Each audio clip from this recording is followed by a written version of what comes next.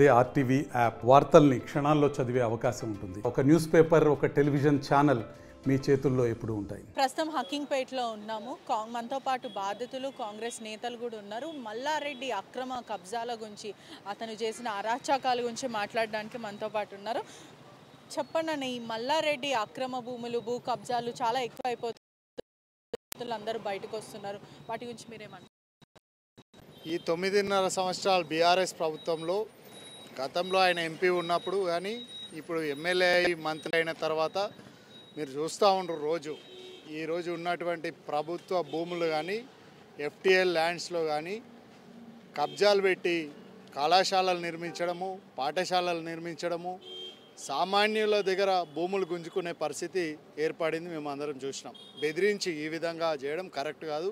వారు మంత్రిగా ఉండి మరి మేడ్చల్లో డిగ్రీ కాలేజీ నిర్మాణం చేపట్టలేకపోయింది, కానీ ఉన్నటువంటి వాళ్ళ కాలేజీలు, వాళ్ళ స్కూలు, హాస్పిటల్ ఈరోజు చూస్తూ ఉంటే అక్కడ సూర్యారం కానీ ఇక్కడ షామీర్పేట గిట ఒక హోటల్ నిర్మించారు. దాని వెనుక గిట ఎఫ్టీఎల్ ల్యాండ్ కబ్జా పెట్టారు.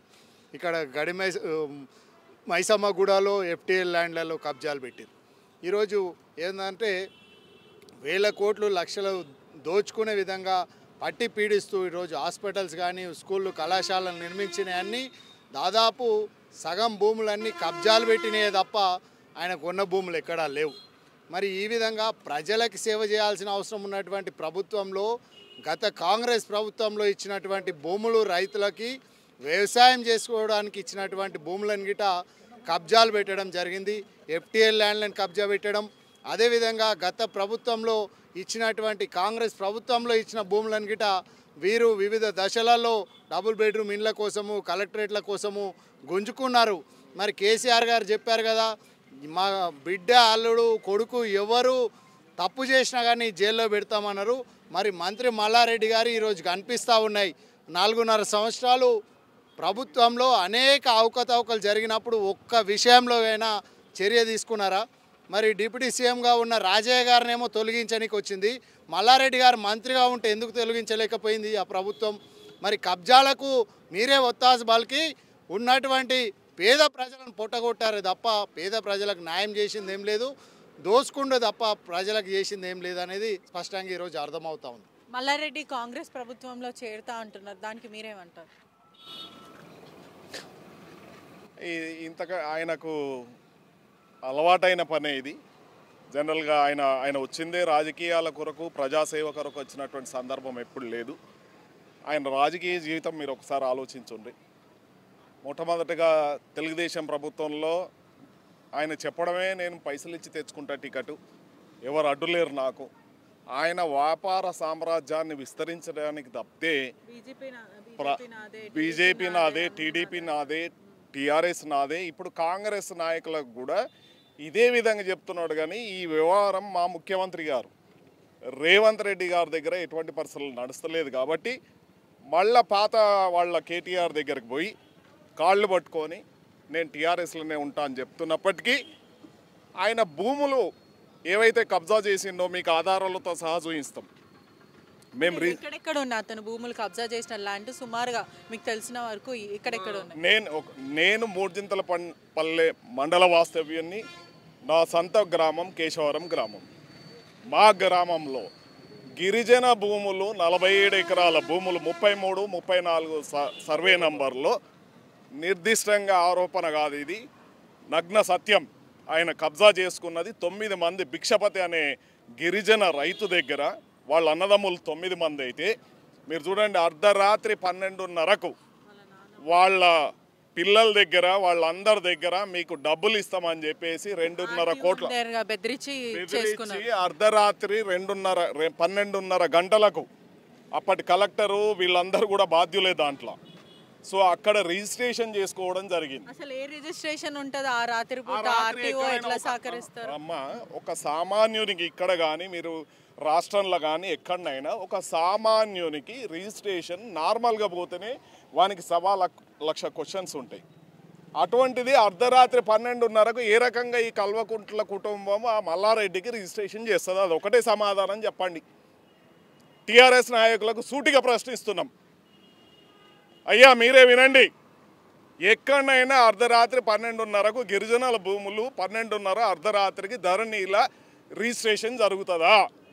ఈ రాష్ట్రంలో ఎక్కడైనా జరిగిందా? జరగడానికి అవకాశం ఉందా? మీరు ఒక్కసారి ఆలోచన చేయండి. దాన్ని ఈరోజు 47 ఎకరాల భూమి, అక్షరాల 47 ఎకరాల భూమి గిరిజనుల భూములు వాళ్ళకు పొట్ట గడిస్తే కానీ పరిస్థితి వెళ్ళినటువంటి పరిస్థితులలో వాళ్ళకి 2.5 కోట్ల రూపాయలు ఈ అర్ధరాత్రి ఇస్తా అని చెప్పి 2 లక్షల రూపాయలు ఇచ్చాను వాళ్ళకి. ఈరోజు కూడా మొన్న ధర్నా కూడా చేసినాం మేము.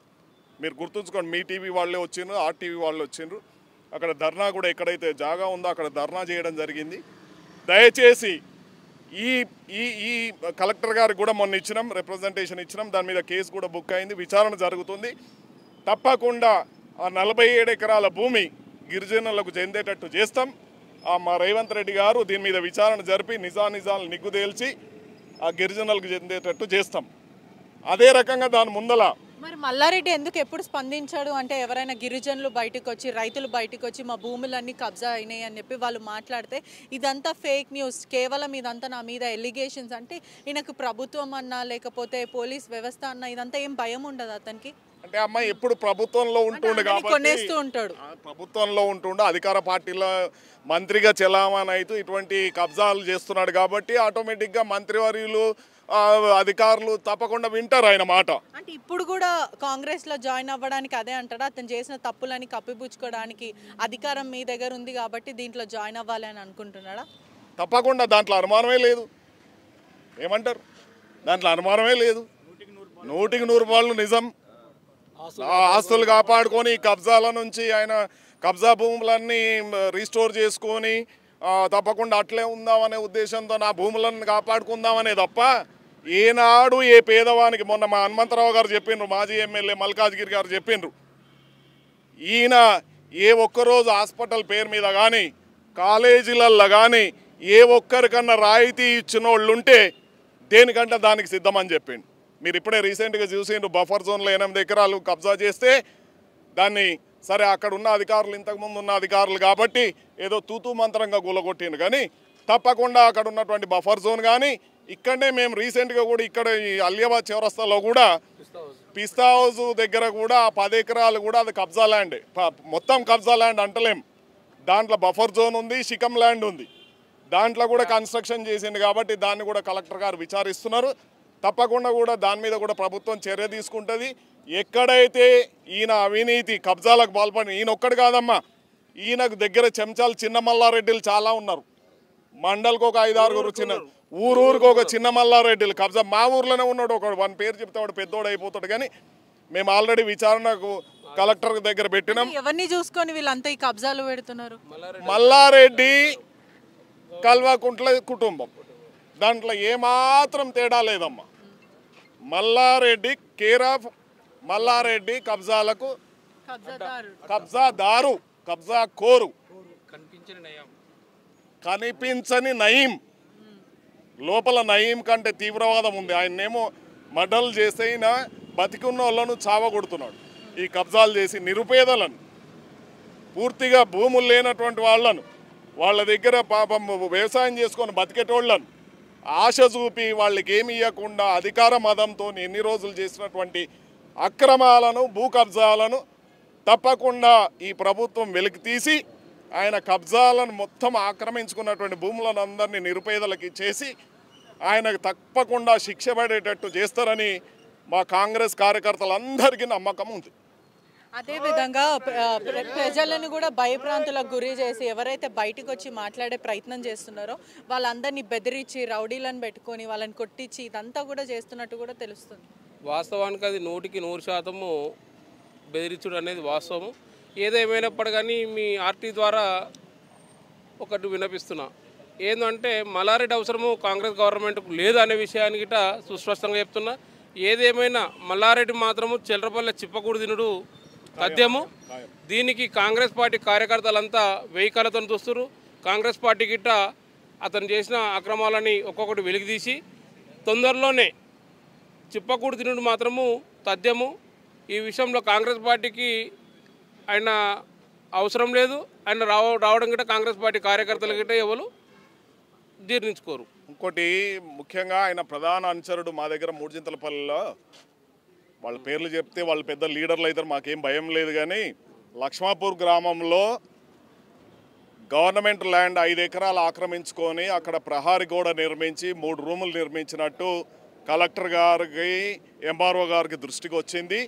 వాళ్ళు కూడా కాంగ్రెస్లోకి రావడానికి ఎవడైతే కబ్జాకోర్లు ఉన్నారో మేము అందరిని ఆహ్వానిస్తున్నాం. కాంగ్రెస్ ప్రజాపాలన మీద ముఖ్యమంత్రి రేవంత్ రెడ్డి గారు ఏవైతే కార్యక్రమాలు చేస్తున్నారో దానికి ఆకర్షితులై చాలామంది రావడానికి ప్రయత్నం చేస్తున్నారు. ప్రజలకు సేవ చేసుకోవడానికి కాంగ్రెస్ పార్టీ అంటే ఇష్టంతో వస్తున్నారు. వాళ్ళందరినీ ఆహ్వానిస్తాం. ఎట్ ద సేమ్ టైం ఇటువంటి కబ్జాకోర్లను మాత్రం ఎవరైతే మల్లారెడ్డి అనుచరులు ఎవరైతే కబ్జా చేసుకున్నారో వాళ్ళని మాత్రం మా ముఖ్యమంత్రి గారు కానీ మా ముఖ్యమంత్రి మా పిసిసి ప్రెసిడెంట్ ఎటువంటి పరిస్థితులలో ఇటువంటి అక్రమార్కులను కాంగ్రెస్ పార్టీలోకి రానిచ్చేది లేదని స్పష్టం చేసినటువంటి మాట వాస్తవం. ఇది అలాగే మల్లారెడ్డి ఈయనకు గతంలో కూడా మరి ఎంసీ లింగాపూర్ తండది ఇప్పుడు క్యాసారం యొక్క 47 ఎకరాలు బయటకు వస్తుంది. కానీ లింగాపూర్ తండల్లో అక్కడ ఉన్నటువంటి మొత్తం ఆ తండనే లంబడి ఎస్టీ వాళ్ళు మొత్తము ఆ లంబడి తండల్లో కొన్ని ముస్లింల ప్రాపర్టీ ఎప్పటి నుంచో వాళ్ళ తాతల నుంచి కబ్జలురు. ఎస్టీ అట్రాసిటీ కేసులు కూడా ఉన్నాయి అక్కడ. అది ఇది క్యాసారం దాంట్లోనేమో ఎస్సీ అట్రాసిటీ కేసు అయింది కానీ అలా కేసు కాలేదు.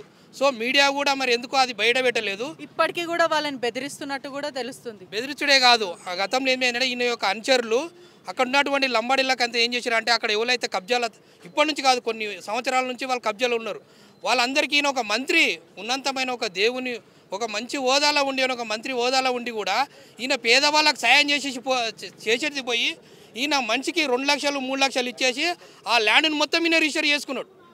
ఎవరైతే టెండెన్సీ పట్టదారు ఉన్నారో వాళ్ళతోటి ఈ కబ్జాదారులను వాళ్ళు కూడా మొత్తం ఎస్టీలే. మళ్ళీ మిగతా వారు ఎవరు అందరు లంబడీలే ఎస్టీలే. పాపం వాళ్ళు ఆ భూమిని నమ్ముకొని ఉన్న వాళ్ళకి డ్యూటీలు లేవు, ఎలాంటి బిజినెస్ లేవు. అటువంటిది కూడా మీరు స్వయంగా వెళ్తే నేను చూపెడతా అక్కడ లింగాపూర్ తండ ఎంసీపల్లి దగ్గర ఆ ల్యాండ్ కూడా బయటికి రాలే. సుమారు 40 ఎకరాల ల్యాండ్ అది రోడ్ పక్కనే. ఆ ల్యాండ్ను కూడా అందరి పాపం నేను అనుకున్నా అంటే నేను గతంలో నేను జడ్పీటీసీగా ఉండే ఈయన ఒక మంత్రి కాబట్టి మంత్రి దృష్టి కన్నా టీఆర్ఎస్ గవర్నమెంట్ ఎస్టీ వాళ్ళకు తండాలకు అన్ని గ్రామ పంచాయతీలు ఏర్పాటు చేసి వీళ్ళకి మంచి చేస్తా అంటే వాళ్ళకు ఇంకా ఏమైనా పట్టాలు వీళ్ళు ఇస్తారేమని నేను ఆశపడ్డా. కానీ తాతల నుంచి దున్నుకొని ఉన్నటువంటి భూమిని వీళ్ళు తిరిగి మల్లారెడ్డి పట్టా చేసుకోవడం జరిగింది. 40 ఎకరాలు అది. కానీ ఇది బయటికి వస్తలేదు, మీడియా ద్వారా కానీ ఏది కానీ ఇది బయటికి వస్తలేదు. దయచేసి మీ టీవీ ద్వారా దీన్ని బయట పెట్టి దాన్ని కూడా ఒకసారి ఎంక్వైరీ చేయండి. అక్కడ ఉన్నటువంటి గ్రామస్తులను కూడా మీరు వెళ్తే వాళ్ళు స్వయంగా చెప్తారు. మనిషికి 2 లక్షలు 3 లక్షలు ఇచ్చి మొత్తం 40 ఎకరాలు పట్టా చేసుకోవడం జరిగింది మల్లారెడ్డి. చెప్పు. సింగాపల్లి గవర్నమెంట్ జాగాలు ఇల్లు కడుతారు. ప్రజాపాలన ఆడిపోయిన కలెక్టర్ ఆఫీస్ తిరుగుతూనే ఉన్నా ఎవరు పట్టించుకుంటారు. సింగాపల్లి టీఆర్ఎస్ వాళ్ళే కడుతారు. దౌర్జన్యం చేస్తున్నారా మల్లారెడ్డికి సంబంధించిన అనుచరులు? పోతే కూడా మొత్తం సర్వే అది గవర్నమెంట్ జాగా అన్నా కానీ వాళ్ళు ఎంఆర్ఓకి పైసలు ఇచ్చి చేపించారు. గవర్నమెంట్ జాగా అంటే ఎన్ని రోజులు ఇట్లా ఈ అరాచకాలు ఏంది ప్రజల మీద ఈ వాళ్ళని భయప్రాంతులకు గురి చేసి ఎంత అరాచకాలు ఇవన్నీ? గడిచిన 9 సంవత్సరాలలో ఆయన మంత్రిగా కేసీఆర్ కుటుంబాన్ని అడ్డం పెట్టుకొని ఇలా ముడుపులు ఆ కుటుంబానికి ఇచ్చుకుంటూ ఆయన ఏది చెప్తే అదే చెలామణి అవ్వుకుంటూ ఇలా ఎక్కడ చూసినా నియోజకవర్గంలో మా జవహర్నగర్ ప్రాంతంలో అనేక మంది పేదలు నివసిస్తూ ఉంటారు. అక్కడ గుడి చేసుకుంటే అర్ధరాత్రి జేసీబీలు పెట్టి అధికారులు భయభ్రాంతం గురి చేసే పరిస్థితి అక్కడ ఉన్నది. కానీ మల్లారెడ్డి అధికారాన్ని అడ్డం పెట్టుకొని 450 గజాల స్థలాన్ని కబ్జా చేసి రిజిస్ట్రేషన్ చేసుకుని అర్ధరాత్రి అక్కడ ఒక ప్రైవేట్ ఆసుపత్రి నిర్మించి ఇలా ప్రజల రక్త మాంసాలను దోపిడీ చేస్తూ ఉన్నాడు. అదేవిధంగా అక్కడ టికెట్లు అమ్ముకున్నాడు. ఇలా టికెట్లు ఇవ్వాలంటే భూమి ఇవ్వాలి. ఇలా బినామీల పేరుతోని ఇలా అనేక కొన్ని స్థలాలను ఆక్రమించి ఇలా కబ్జాలకు గురవుతూ ఉన్నాయి. ఇలా జవహర్నగర్తో కాకుండా ఇలా గుండ్లపోచంపల్లి కావచ్చు అలా పార్కు స్థలాన్ని కబ్జా చేసి తన కాలేజీకి రోడ్ వేసుకున్నాడు. అలాగే మైసమ్మ కూడా ఇలా షామీర్పేట్ మూడ్చింతలపల్లి పోతే కీసరలో దాదాపు సుమారుగా 100 ఎకరాలు అక్కడ కబ్జా చేసిండు. షామీర్పేటలో 10 ఎకరాల స్థలాన్ని కబ్జా చేసిండు. నియోజకవర్గంలో మంత్రిగా ఆయన చలామణి అవ్వుకుంటూ పేద ప్రజలకు సేవ చేసింది ఏమీ లేదు. ఇలా ఎక్కడ చూసినా ప్రతి గ్రామంలో తన భూములు ఉన్నాయి తప్ప పేదలకు చేసింది చారణ కూడా ఏం లేదని చెప్పి తెలియజేస్తూ ఉన్నాం. ఈరోజు కాంగ్రెస్ పార్టీలకు రానికి తీవ్రంగా ప్రయత్నం చేస్తూ ఉన్నాడు. ఇలా అధికారం అడ్డం పెట్టుకొని గత ప్రభుత్వంలో ఏదైతే చెలామణి చేసినామో ఈ ప్రభుత్వంలో చెలామణి చేద్దామని తన ప్రయత్నాలు కొనసాగుతూ ఉన్నాయి. కానీ ఇది రేవంత్ రెడ్డి గారి కాంగ్రెస్, ఈ రేవంత్ రెడ్డి గారి ప్రభుత్వంలో అలాంటి అవకతవకలకు అవినీతికి తావు లేకుండా ప్రజాపాలన కొనసాగుతుందని తెలియజేస్తున్నాం. మంత్రి మల్లారెడ్డి గారు మీరు రాకను విరమించుకోండి. కార్యకర్తలు ఎవరు కూడా మీరు రాకను మేము సుముఖంగా లేము, మేము తీవ్రంగా ఖండిస్తూ ఉన్నాం. దయచేసి మీరు రాకను విరమించుకోండి. ఇక్కడ 10 సంవత్సరాలు కష్ట నష్టాలకు ఎదుర్కొని ఇలా ప్రభుత్వాన్ని అధికారం తీసుకురావడానికి తీవ్రంగా కష్టపడ్డ కాంగ్రెస్ పెద్దలు అన్నారంట కదన్న, అంటే ఏదైతే కబ్జాలు పెట్టినారో అవన్నీ ప్రజలకు ఇచ్చేసాలి, ఒకవేళ ఇస్తే ఆ పక్షాన మేము ఆహ్వానిస్తాము అని అన్నారు. నిజంగా మంత్రి మల్లారెడ్డి గారు తానే స్వయంగా చెప్పిండు, నేను పాలమ్మినా పూలమ్మినా అంటే ఏడ పాలమ్మినా ఏడ పూలమ్మినా అక్కడ కబ్జా పెట్టేసిండు, అంతే కదా. పాలమ్మినా పూలమ్మినా అని చెప్పింది కదా. మీరు నిజంగా వేల కోట్ల రూపాయల ఆస్తులు మీకున్నాయి, అవన్నీ కూడా పేద ప్రజలకు దారాదత్తం చేయండి, ప్రభుత్వానికి అప్పగించండి. మీరు చెప్పిన విధంగా మీరు మళ్ళీ పాలు అమ్ముకునే పూలు అమ్ముకునే విధంగా మీరు రండి. ఆ రోజు మేము పార్టీలకు ఆహ్వానిస్తామని మా మాజీ ఎమ్మెల్యే గారు ఆహ్వానించారు. మీరు కనుక రావాలనుకుంటే ఆ పని చేసినాక రండి, స్వాగతిస్తాం కాంగ్రెస్ పార్టీ కార్యకర్తగా. మొన్న మా ప్రజా దీవెన సభ కొంపల్లో జరిగినప్పుడు అంతకు ముందు రోజు ప్రెస్ మీట్లో మా ఇన్ఛార్జ్ అయినటువంటి తోటకూర వజ్రేష్ యాదవ్ గారి ఆధ్వర్యంలో పార్లమెంట్ పరిధిలో ఉన్నటువంటి 7 కంటెస్టెంట్ ఎమ్మెల్యేలతో కలిసి మైనంపల్లి హనుమంతరావు గారు, వజ్రేష్ యాదవ్ గారు వీళ్ళందరూ స్పష్టంగా చెప్పడం జరిగింది. మల్లారెడ్డి గారు మీరు రావడంలో అభ్యంతరం లేదు, కానీ మీరు ఏవైతే దోచుకున్నటువంటి ఆక్రమించుకున్నటువంటి భూములు ఏవైతే ఉన్నాయో అవన్నీ ఎక్కడైతే దోచుకున్నారో ఎక్కడైనా ఆక్రమించుకున్నారో ఆ ఆక్రమణలన్నీ తిరిగి మీరు ఇచ్చేసి ఆ దళితులకు కానీ గిరిజనులకు కానీ ఆ పేద ప్రజలకు కానీ అవన్నీ మీరు ఇచ్చేసిన తర్వాత మీరు తప్పైందని పశ్చాత్తాపడి క్షమించమని అడిగినప్పుడు తప్పకుండా ఆహ్వానిస్తాం, దాంట్లో తప్పేం లేదని క్లియర్గా మీడియా సాక్షిగా అందరూ ప్రజాదీవన సాక్షిగా అందరి ముందర చెప్పడం జరిగింది. సో దానికి ఆయన సమ్మతిస్తే తప్పకుండా ఆయనను కాంగ్రెస్ పార్టీలో ఇప్పుడు మల్లారెడ్డికి చిప్పకూడు ఖాయమంటారా? దాంట్లో ఎటువంటి శశభిషలు లేవమ్మా. తప్పకుండా ఆయన తప్పు చేసింది కాబట్టి చిప్పకూడు తినడం 100% గ్యారంటీ. ఎవరైనా నేనైనా సరే ఇంకెవరైనా సరే తప్పు చేసినప్పుడు తప్పకుండా శిక్ష పడుతుంది, దానికి శిక్ష కూడా ఆయన ఇప్పటికైతే తప్పకుండా ఆయన జైలుకు పోవడం ఖాయం. ఆయన కానీ ఆయన ప్రధాన అనుచరులు ఎవరైతే భూములు కబ్జా పెట్టుకున్నారో తప్పకుండా వాళ్ళకు శిక్ష పడడం ఖాయం, చిప్పకూడు తినడం ఖాయం. దాంట్లో ఎటువంటి దాపరికాలు లేవు. ఈరోజు మేడ్చల్ కాన్స్టిట్యున్సీలోని మన తుమ్కుంట మున్సిపల్లో దేవరంజాల్ గ్రామం అండి మాది. దేవరంజాల్ గ్రామంలో సుమారు 1400 ఎకరాల భూమి కలదు, దేవాదాయ శాఖది, దేవాదాయ ధర్మాదాయ శాఖది. ఆ యొక్క భూమిలో సుమారు ఈ మల్లారెడ్డి అనుచరులు ఒక్కొక్క గుడిసె వేయించుకొని ఆ గుడిసె అమ్ముకుంటూ వాళ్ళు మళ్ళీ ఇక్కడ లోకల్ వాళ్ళు, ఈ ఊరు వాళ్ళు, ఈ కాన్స్టిట్యున్సీ వాళ్ళు కూడా కాదు, ఎక్కడెక్కడికేంచో వేరే డిస్ట్రిక్ట్ల పంట వచ్చేసి పాపం సుమారు గరీబ్ వాళ్ళంతా 3 లక్షలకు 4 లక్షలకు ఒక్కొక్క 60 గజాల జాగా కొనుక్కోవడం జరుగుతుంది. ఈ మల్లారెడ్డి అండ చూసుకొని ఈ ప్లాట్లుగా విభజించి ఈ నల్లవశం వంపులో దేవరంజాల్ నల్లవశం వంపులో సుమారు 13 ఎకరాల భూమిని కబ్జా చేసిర్రు. మొత్తం అందులో సుమారు 500 గుడిసెలు దాకా వేసారు. 500 గుడిసెలకు కూడా ఈ విద్యుత్ శాఖ వాళ్ళు ఒకటే కరెంటు మీటర్ అలాట్ చేశారు మొత్తం 500 గుడిసెలకి. మళ్ళీ ఆ ఒక్కొక్క గుడిసెకు సుమారు నెలకి 200-300 వసూలు చేసుకుంటూ అక్కడున్న మల్లారెడ్డి అనుచరులు పైసలకు అక్రమంగా పాల్పడుతూ అక్రమంగా సంపాదన చేసుకుంటున్నారు. మళ్ళీ అలాగే ఇంకోటి మన దేవరంజాల్లోని గతంలో దేవేంద్ర గౌడ్ ఉన్నప్పుడు గరీబోళ్లకు పట్టాలు ఇచ్చారు 70 గజాలుగా. ఆ పక్కనే ఉన్న సుమారు ఇంకొక 10-15 ఎకరాల వరకు అది కూడా సేమ్ ఇట్లాగే ఒక్కొక్క గుడిసె వేయించుకొని అవి కూడా ఆక్యుపై చేసి కబ్జా చేయించుకొని అక్కడ ఉన్న లోకల్ లీడర్లు కానీ కౌన్సిలర్లు కానీ టీఆర్ఎస్ లీడర్లు మల్లారెడ్డి అండ చూసుకొని ఒక్కొక్క గుడిసెని 3 లక్షలు 4 లక్షలకు అమ్ముకుంటూ జాగాని ఉట్టి స్థలాన్ని గుడిసె కూడా వేయడం లేదు. పాపం గరీబోళ్ళు గుడిసె వేసుకొని వాళ్ళు పాపం ఇబ్బంది పడుతున్నారు. ఇదే విషయమై మేము ఎన్నోసార్లు కలెక్టర్ కానీ జేసీ గారికి కంప్లైంట్ ఇవ్వడం జరిగింది, ఎంఆర్ఓ గారికి ఇవ్వడం జరిగింది.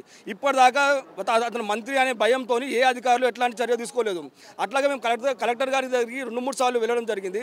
కలెక్టర్ గారు ఏమని అంటే, నేను మధ్యలో వచ్చా కలెక్టరు టీఆర్ఎస్ ప్రభుత్వం ఉన్నప్పుడే నేనేం చేయలేనండి, మీరు ఒకసారి నేను జేసీ గారు చెప్తాను, జేసీ గారి దగ్గరికి వెళ్ళండి అన్నారు. జేసీ దగ్గర కూడా మేము అందరం కలిసి వెళ్ళినాం, కాంగ్రెస్ పార్టీ వాళ్ళం అందరం. సార్ ఇట్లా గరీబోళ్ళంతా అన్యాయంగా దేవదాశక భూమిని కొంటున్నారో తెలియక అక్కడ ఉన్న మల్లారెడ్డి అనుచరులు అమ్ముతున్నారు సార్. అంటే ఆయన జేసీ గారు ఒకటే చెప్పారు మాకు, చూడండి సార్ మేము ఇది అఫీషియల్ చెప్పొద్దు, మీరు ఇప్పటికి 3 సార్లు వచ్చి ప్రజా దర్బార్లో మాకు కంప్లైంట్ ఇవ్వడం జరిగింది, కానీ దీనిపైన ఎట్లాంటి చర్య తీసుకోలేం సార్. మంత్రి గారు మమ్మల్ని బెదిరిస్తున్నాడు, మంత్రి మమ్మల్ని ట్రాన్స్ఫర్ చేస్తా అంటున్నాడు, సస్పెండ్ చేపిస్తా అంటున్నాడు, దానికోసం మేము చేయలేం సార్ అని చెప్పి మల్లారెడ్డికి ఆయన నియంత్రణ పాలనకి అతను చేసే అక్రమాలకి అతను బెదిరింపులకి పాల్పడుతూ ఇట్లాంటి అధికారులని జేసీ గారిని కలెక్టర్ గారిని భయపడిస్తూ అతను యథేచ్ఛగా ప్రభుత్వ భూమిని కబ్జా చేస్తున్నాడు. దయచేసి ఇప్పటికైనా మా దేవరంజల్లో ఉన్న దేవదాశక భూమిలో ఉన్న నల్లవచ వంపులో ఉన్న ఒక 13 ఎకరాలు కానీ ఇక్కడ మళ్ళీ ఇంకోటి ఆ 2 కబ్జా చేసిన జాలకి అతను మా ఫస్ట్ నుంచి కూడా సుమారు ఒక 25-30 ఏళ్ళకించి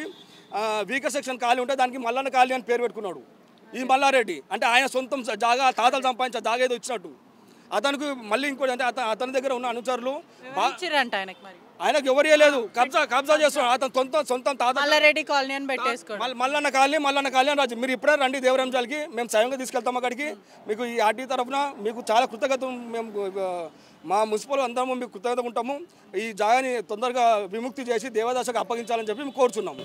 పూర్తిగా కూడా చూస్తున్నారు కదా, ఒకవైపు కాంగ్రెస్ నేతలు, మరోవైపు దళితులు, మరోవైపు రైతులు, వీళ్ళందరూ కూడా మల్లారెడ్డి అక్రమాలు ఎన్నో ఉన్నాయి, ఆయన చాలా అరాచకాలు చేసిండు, ఒకవైపు ప్రజలని భయప్రాంతులకు గురి చేసి వాళ్ళని కొట్టించి ఎన్నో అక్రమాలకి కబ్జాలకి ఏదైతే భూమి కబ్జాలకి ఒకవైపు సీలింగ్ ల్యాండ్లు, మరోవైపు అసైన్మెంట్ ల్యాండ్లు ఏది వదలకుండా ఎవరైతే ల్యాండ్లు మరి అదేవిధంగా కుంటలు ఇవన్నీ కూడా పూర్తిగా ఏది ఒక్కటి వదలకుండా ప్రభుత్వ భూములు కూడా కబ్జా చేసిన, ఒకవైపు బీదోలది గరీబోలకి ఇచ్చిన పట్టా భూములు కూడా అక్రమంగా వాళ్ళని భయప్రాంతులకు గురి చేసి మరి కబ్జా చేసిండు. అతనికి చిప్పకూడు ఖాయం, ఖచ్చితంగా ప్రభుత్వం అతని పైన చర్యలు తీసుకుంటాము, అతను త్వరలోనే జైలుకి వెళ్తాడు. మల్లారెడ్డి ఇప్పటికైనా మారాలి. ప్రభుత్వం భూములైనా ఒకవైపు దళితుల భూములైనా వాళ్ళ భూములు వాళ్ళకి తిరిగి ఇచ్చేయాలి. ఒకవేళ ఇవ్వని పక్షాన ఖచ్చితంగా అతనికి చిప్పకూడు మాత్రం ఖాయమని చెప్పి అందరు చెప్పడం కూడా జరుగుతుంది. Cameraman శివతో పెట్రిషా reporting RTV Hyderabad. మరిన్ని వీడియోస్ కోసం ఛానల్ ని సబ్స్క్రైబ్ చేయండి, లేటెస్ట్ అప్డేట్స్ కోసం వాట్సాప్ ఛానల్ ని ఫాలో చేయండి అండ్ లింక్ డిస్క్రిప్షన్ లో ఉంది.